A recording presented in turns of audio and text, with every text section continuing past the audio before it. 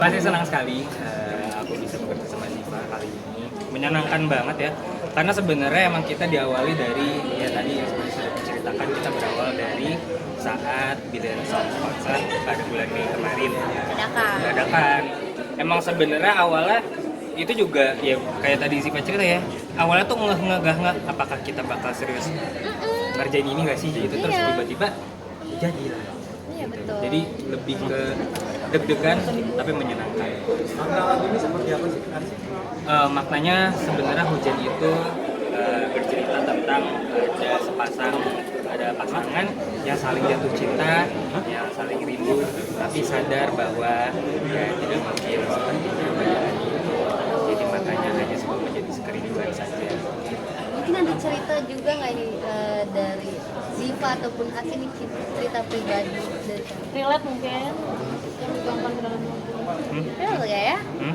Kadang-kadang kan kalau ini pakai minumnya aku kayaknya enggak sih. Enggak beneran. Soalnya kayak dari liriknya ini kan kayak hujan tak lagi menghapus hidup ini, hujan tak bisa menghapus hadirmu. Kayak kita udah mau hujan kayak badai kayak apapun tuh tetap nggak bisa menghilangkan jejak si orang ini. Artinya tuh kayak nggak bisa move on aja gitu kan.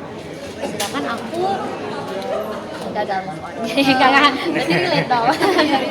Itu gak aku gagal move on sama lagu ini. Jadi aku cinta banget sama lagu ini. Kan lagu ini kan kayak ada benteng tinggi gitu ya, ada perbedaan. Itu pada cinta aku. Kalau itu bisa kalau itu ada nggak mungkin relate juga dengan kamu nih, dari lagu-lagu kamu ini ada yang relate dengan kehidupan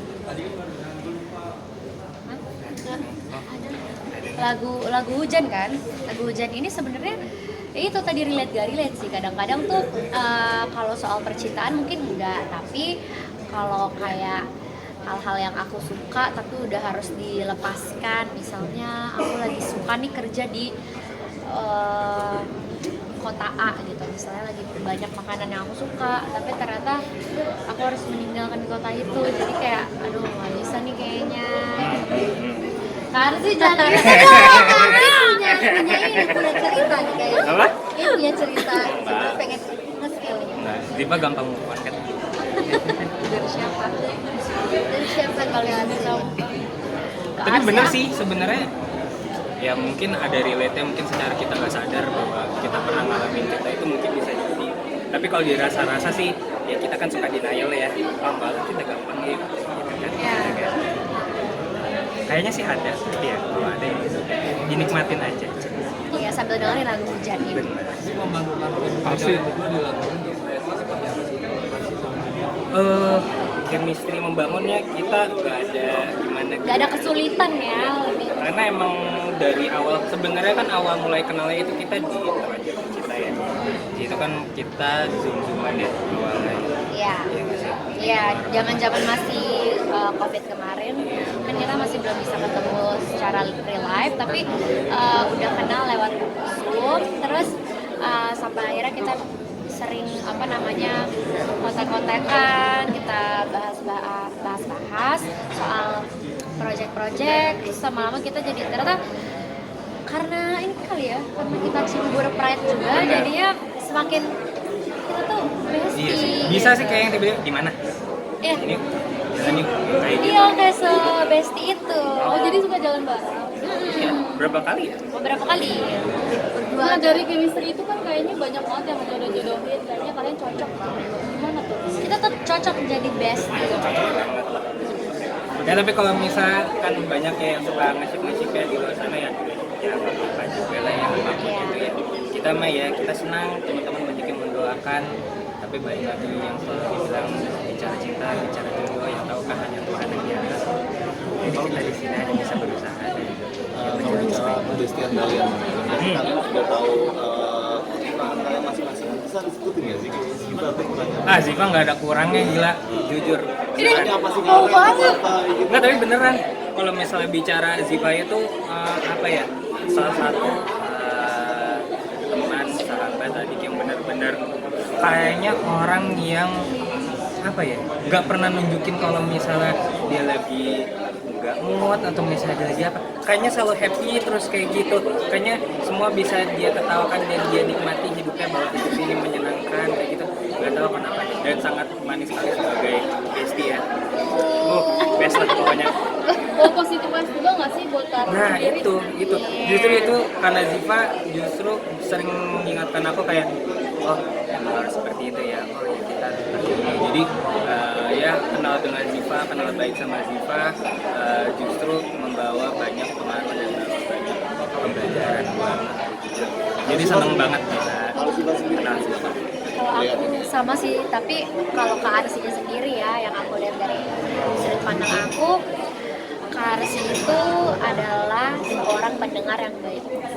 Jadi kadang-kadang nowadays ya agak sulit untuk mendengarkan orang, maksudnya untuk menemukan orang yang bisa dan mau mendengarkan. Karena biasanya pasti orang maunya didengerin terus gitu kan. Jadi aku akhirnya bisa menemukan sahabat asik bestie yang mau mendengarkan gitu. Jadi senang sekali. Semoga aku pun juga bisa menjadi seorang pendengar yang baik sama kayak Kak Arsi. Maaf. Oke, Belum. Ada apa lagi? Apa sih bedanya kerja sama fact-nya Ziva Magnolia yang belum orang tahu?